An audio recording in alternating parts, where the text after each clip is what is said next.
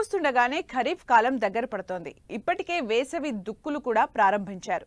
Season ప్రారంభానికి మరికొంత సమయం ఉంది కనుక రైతులు ఇప్పటి నుంచే వారు వేయబోయే పంటలకు సంబంధించిన విత్తనాల సేకరణలో కాస్త మెలకువగా వ్యవహరించాలి. విత్తు నాణ్యంగా ఉంటేనే కదా దిగుబడులు ఆశాజనకంగా ఉండేది.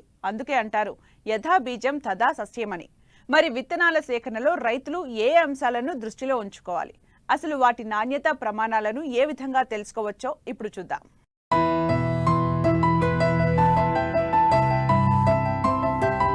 భారతదేశం వ్యవసాయక దేశం. ఇప్పటికీ 70% పైగా వ్యవసాయంపైనే ఆధారపడి జీవనం సాగిస్తున్నారు. అయితే నేడు గతి తప్పిన వాతావరణ పరిస్థితుల వలన రైతు ఎన్నో ఒడిదొడుకుల మధ్యనే కర్రు సాగిస్తున్నాడు. ఈ ఏడాది రుతుపవనాలు ఆశాజనకంగా ఉంటాయన్న వాతావరణ కేంద్రం సూచనలు రైతుల్లో కొంత ఉత్సాహాన్ని నింపాయి. అందుకు అనుగుణంగానే వేసవి పనులకు బాసటగా నిలిచాయి.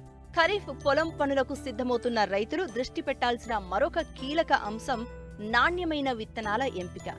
దాదాపు అన్ని రకాల పంటల్లోనూ హైబ్రిడ్లు రాజ్యమేలుతున్న ప్రస్తుత తరుణంలో రైతులు కాస్త మెలకువగా వ్యవహరించాలి. ముందుగా ఆయా ప్రాంతాలకు అనుగుణంగా వాతావరణ పరిస్థితులకు తగ్గట్లుగా నీటి లభ్యతను బట్టి పంటలను ఎంచుకోవాలి. తర్వాత సాగు చేయబోయే పంటలో ఏ ఏ రకాలు అందుబాటులో ఉన్నాయో తెలుసుకోవాలి. విత్తనాలను ప్రభుత్వ సంస్థలు, గుర్తింపు పొందిన అధీకృత డీలర్ల వద్ద మాత్రమే కొనుగోలు చేయాలి. విత్తన సంచులపై ఉన్న సమాచారాన్ని పూర్తిగా చదివి వాటి యొక్క జన్యు, భౌతిక స్వచ్ఛత వివరాలు తెలుసుకోవాలి. 98 నుంచి 100% జన్యు స్వచ్ఛత ఉన్న విత్తనాలను మాత్రమే కొనుగోలు చేయాలి. విత్తన బ్యాగులపై ఉండే పసుపు, నీలం రంగు ట్యాగులు అది బ్రీడర్ విత్తనమా లేక ఫౌండేషన్ విత్తనమా అనే వివరాలు తెలియచేస్తాయి. కొంతమంది రైతులు ధర తగ్గుతుందని రసీదులు లేకుండా కొనుగోలు చేస్తూ ఉంటారు. ఇది ఎంతమాత్రం మంచి పద్ధతి కాదు. విత్తనం కొన్నప్పుడు రసీదు తప్పనిసరిగా తీసుకోవాలి. ఒకవేళ మొలక శాతం తక్కువగా ఉన్నా, విత్తనాలు నాసి రకానివైనా పరిహారం పొందడానికి ఈ బిల్లులు ఎంతగానో ఉపయోగపడతాయి. విత్తనాలను పొలంలో విత్తే ముందు వాటి యొక్క మొలక శాతాన్ని లెక్కగట్టాలి. దీనికోసం 100 విత్తనాలను తడిగుడ్డలో వేసి 2-3 రోజుల పాటు ఉంచాలి. 95% పైగా మొలక శాతం ఉంటే వాటిని నాణ్యమైనవిగా గుర్తించాలి.